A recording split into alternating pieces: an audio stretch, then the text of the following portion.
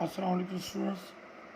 अज असीं पढ़ंदासीं chapter number 5 energetics of chemical reactions और thermochemistry.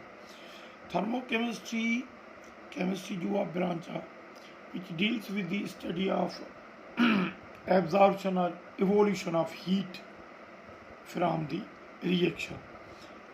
On this basis, chemical reaction can be considered as thermochemical reaction. हाँ, thermochemical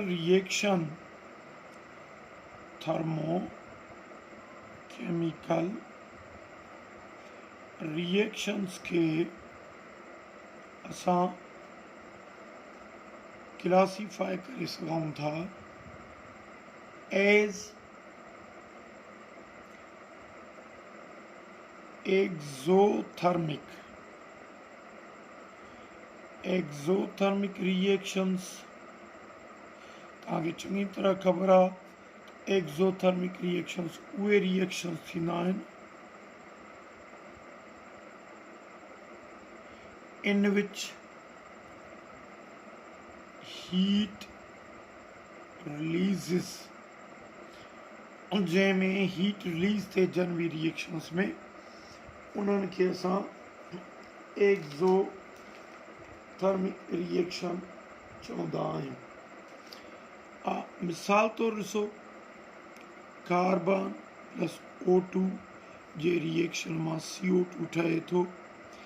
ही एक्सो आहे छाकाणि त हिनजी डेल्टा एच नेगेटिव आहे। डेल्टा एच नेगेटिव आहे। अच्छा, एक्सोथर्मिक रिएक्शन खे सुञाण जो इहो तरीक़ो आहे उनजी केमिकल इक्वेशन थर्मोकेमिकल इक्वेशन में डेल्टा एच जो साइन नेगेटिव हूंदी। या वरी ॿियो तरीक़ो इहो आहे त प्रोडक्ट साइड जे तरफ़ हीट लिखियलु हूंदी। या त एक्सो खे असां ही रिप्रेज़ेंट करे सघूं था या एक्सो खे असां डेल्टा एच जी नेगेटिव ॾेखारे सघूं था। इन जो मक़सदु आहे त हीट रिलीज़ थी थिए। अच्छा, थर्मोकेमिकल रिएक्शन जी ॿी क्लास आहे या ॿी टाइप आहे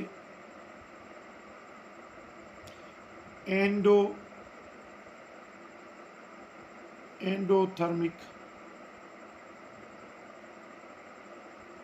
रिएक्शंस। एंडोथर्मिक रिएक्शंस उहे हूंदा in which heat is absorbed। अच्छा, एंडो जी निशानी आहे तो उनमें जेका डेल्टा एच हूंदी उहा पॉजिटिव हूंदी। Suppose H2 plus I2 arrow 2H आहे। अच्छा, इनमें जेका डेल्टा एच आहे 53.8 किलो जूल पर मोल आहे। जिते भी डेल्टा जी साइन पॉजिटिव हुजे उहो एंडो आहे, जिते डेल्टा जी साइन नेगेटिव हुजे उहो एक्सो आहे। अच्छा, एंडो में डेल्टा जी साइन पॉजिटिव ॾींदासीं। या वरी ॿियो तरीक़ो इहो आहे त एंडो में जेका हीट आहे उनखे असां रिएक्टेंट साइड ॾे शो कंदासीं लफ़्ज़ हीट। हिते ॾिसो, एक्सो में हीट खे असां प्रोडक्ट साइड ते खणी विया आहियूं। हिते प्रोडक्ट साइड ते जेकॾहिं डेल्टा जी साइन नथो ॾे, ऐं एंडो में असां डेल्टा जी साइन पॉजिटिव ॾींदो, जेकॾहिं डेल्टा जो न ॾींदो त हीट खे रिएक्टेंट साइड ते खणी ईंदो। हाणे सुवाल इहो थो पैदा थिए त एक्सो में हीट छो थी रिलीज़ थिए? इन जे करे त जेकॾहिं असां इनके ग्राफ जी सूरत में शो कयूं त पोइ एग्ज़ो में जेका हीट कॉन्टेंट आहे या हीट एनर्जी वैल्यू आहे उहा रिएक्टेंट्स खां प्रोडक्ट्स जी लो आहे। ज़ाहिर आहे रिएक्टेंट जी एनर्जी खां प्रोडक्ट जी एनर्जी लो आहे, जंहिंजे करे हिते हीट रिलीज़ थी थिए। एंडो में एब्ज़ॉर्ब छो थी थिए? एंडो में इन्ही करे एब्ज़ॉर्ब थी थिए त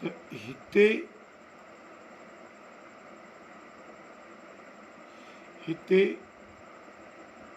जेका रिएक्टेंट जी एनर्जी वैल्यू आहे उन खां प्रोडक्ट जी एनर्जी वैल्यू हाई आहे। इहो ई सबबु आहे त हितां खां तव्हांखे हीट एब्ज़ॉर्ब कराइणी पवंदी प्रोडक्ट ॾे वञण लाइ। अच्छा, हाणे डियर स्टूडेंट्स, तव्हांखे ख़बर आहे त एक्ज़ो में प्रोडक्ट लो एनर्जी में ठहनि था, एंडो में प्रोडक्ट हाई एनर्जी स्टेट में ठहे थो। ऐं तव्हांखे ख़बर आहे त low energy state makes the system stable, लिहाज़ा स्टेबल प्रोडक्ट किथे पैदा थींदो? एक्ज़ो में। अनस्टेबल प्रोडक्ट किथे पैदा थींदो?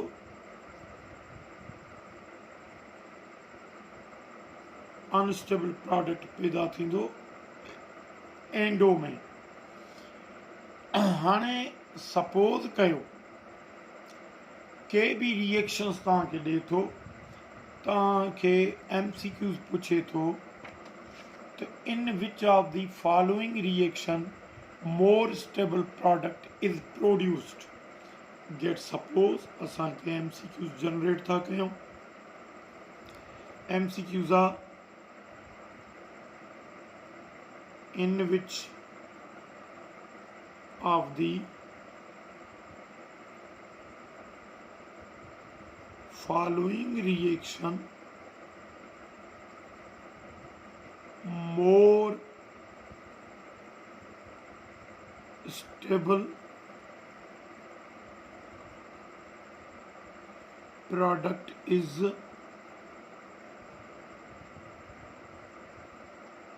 obtained?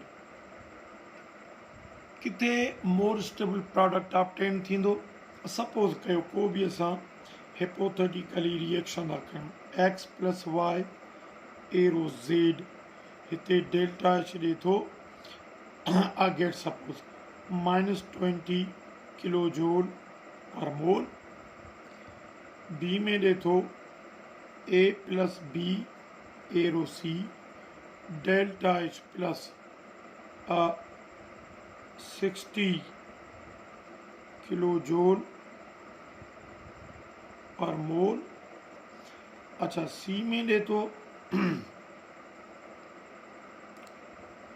Z प्लस वाई बराबर एक्स, डेल्टा एच ॾिए थो -90 किलो जूल पर मोल।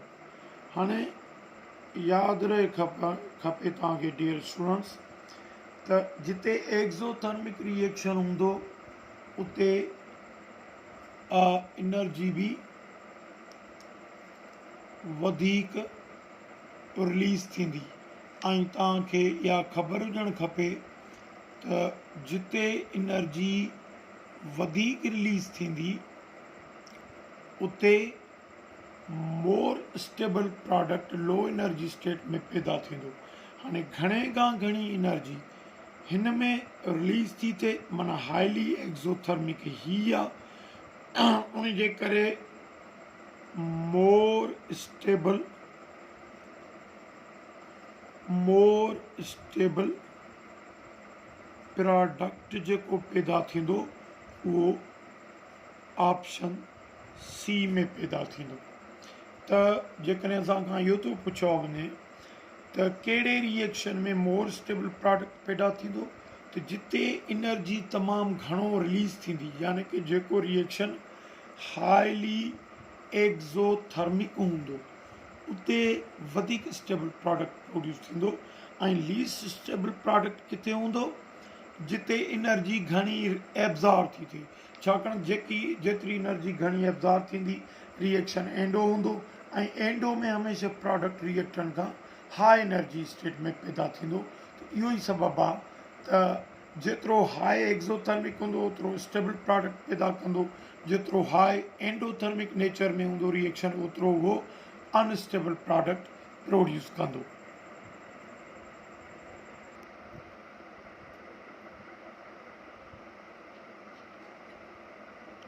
डियर स्टूडेंट्स, हींअर असीं पढ़ंदासीं thermodynamic terms system surroundings.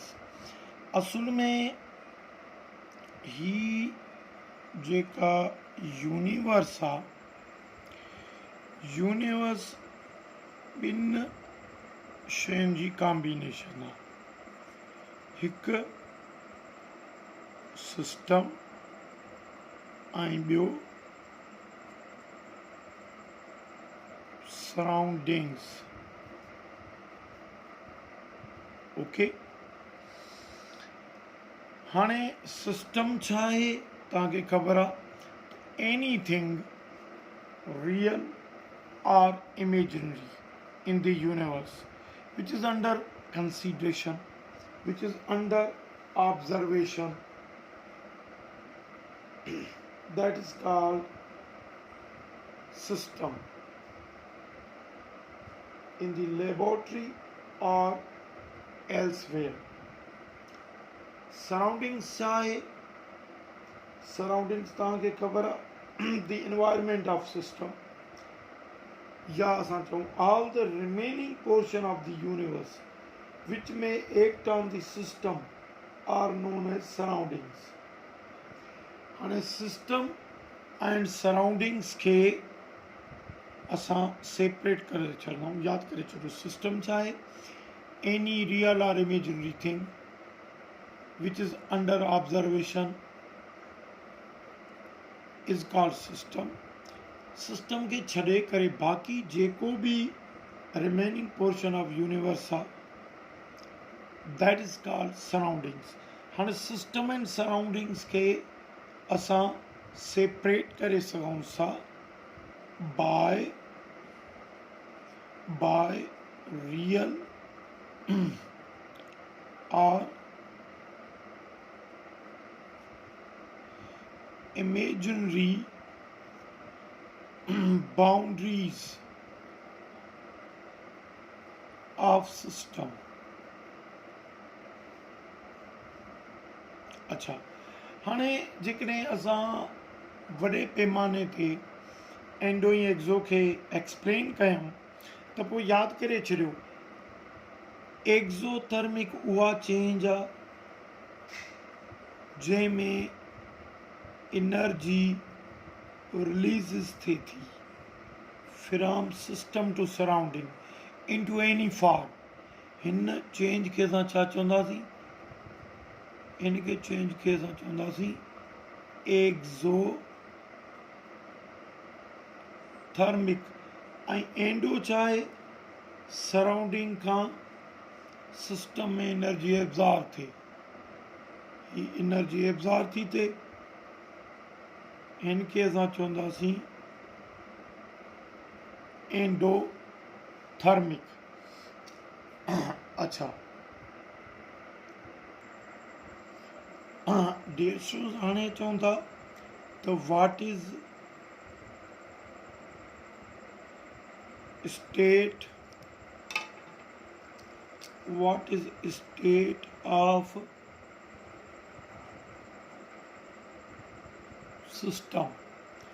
System जी स्टेट छा आहे, what is the state of system.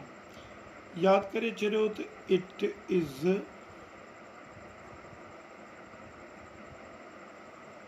Description about condition of system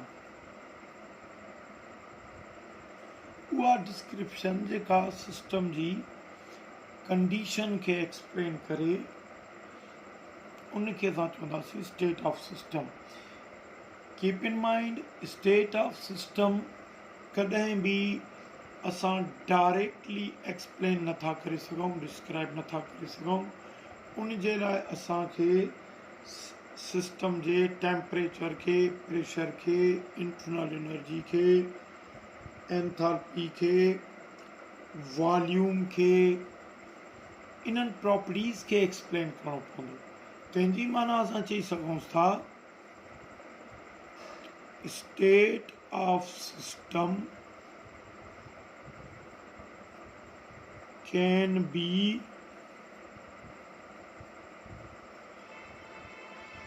described by temperature T,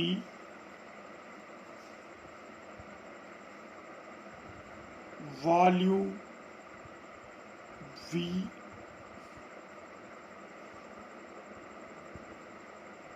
pressure P,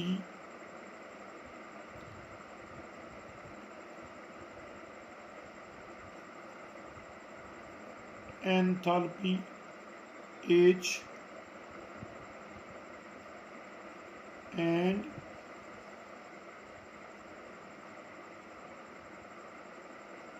internal energy E। याद करे छॾियो असां जॾहिं बि सिस्टम जी हिन प्रॉपर्टी मां कंहिं बि प्रॉपर्टी खे एक्सप्लेन कंदासीं तो उन जी डिस्क्रिप्शन ई दरअसल सिस्टम जी स्टेट खे बयानु कंदो। हाणे सिस्टम जी स्टेट जा ॿ टाइप्स आहिनि, ठीकु आहे। हिते जेकॾहिं असां types of state of system के चऊं, स्टेट ऑफ सिस्टम जा ॿ टाइप्स आहिनि। हिकु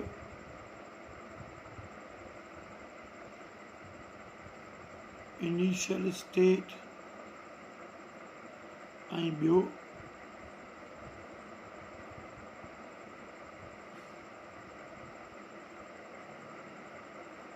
फाइनल स्टेट ऑफ सिस्टम। अच्छा, इनिशियल स्टेट में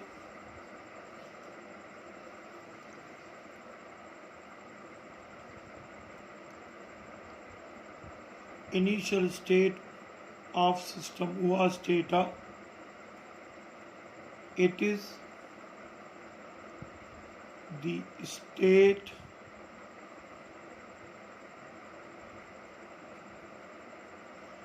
before any change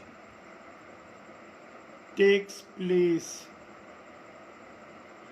into temperature, volume, pressure, enthalpy या internal energy। अच्छा, फाइनल स्टेट ऑफ सिस्टम छा आहे? याद करे छॾियो, it is the state of system after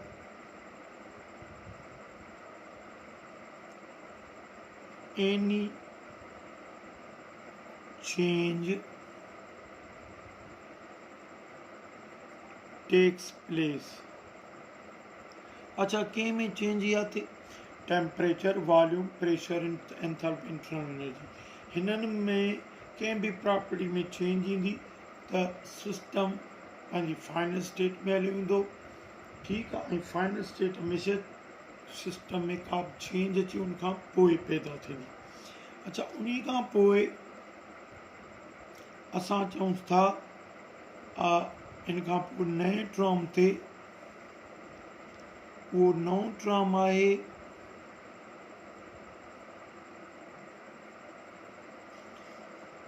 change in state इनके डेल्टा सां शो कंदासीं।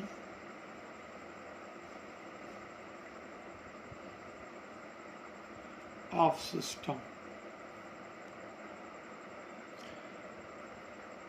हाँ चेंज इन स्टेट छा है actually it is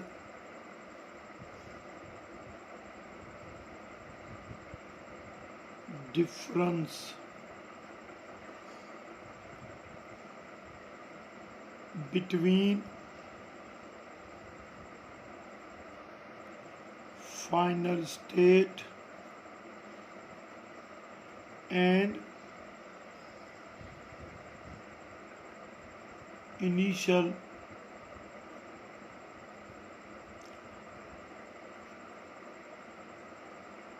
state of system। Okay अच्छा mathematically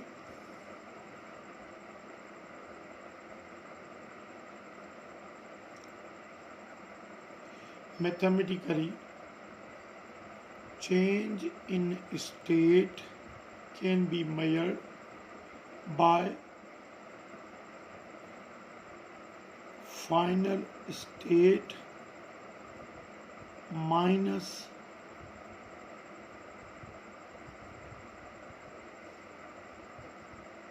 initial state of system। हाणे जेकॾहिं स्टेट के चेंज इन स्टेट के रिप्रेजेंट कंदा सो चेंज इन स्टेट के डेल्टा है। स्टेट के रिप्रेजेंट तो करे temperature volume pressure enthalpy internal energy. तो चेंज इन स्टेट जो मकसद है change in temperature final temperature में इनिशियल टेम्परेचर सब्ट्रैक्ट करण सां असांखे चेंज इन टेम्परेचर मिलंदी ऐं change in temperature change in state के बयान कंदो। अड़े नमूने change in volume final volume में इनिशियल वॉल्यूम कट करण सां मिलंदो। चेंज इन एंथैल्पी तव्हांखे फाइनल एंथैल्पी में इनिशियल एंथैल्पी सब्ट्रैक्ट करण सां मिलंदी। Change in internal energy final internal energy में इनिशियल इंटरनल एनर्जी कट करण सां मिलंदी। अच्छा हाँ डियर स्टूडेंट तव्हांखे मां ॿुधाए थो हलां त जंहिं प्रॉपर्टी जो वैल्यू इनिशियल ऐं फाइनल स्टेट में ड्राइव थिए उनखे असां स्टेट फंक्शन चवंदा आहियूं। यानी कि जेका प्रॉपर्टी जंहिंजो value final state of system ते भी डिपेंड करे इनिशियल स्टेट ऑफ सिस्टम ते भी डिपेंड करे असां उनखे छा चवंदासीं असां उनखे चवंदासीं state function। okay the properties that are determined by the state of the system regardless of how that conditions was achieved are called state function।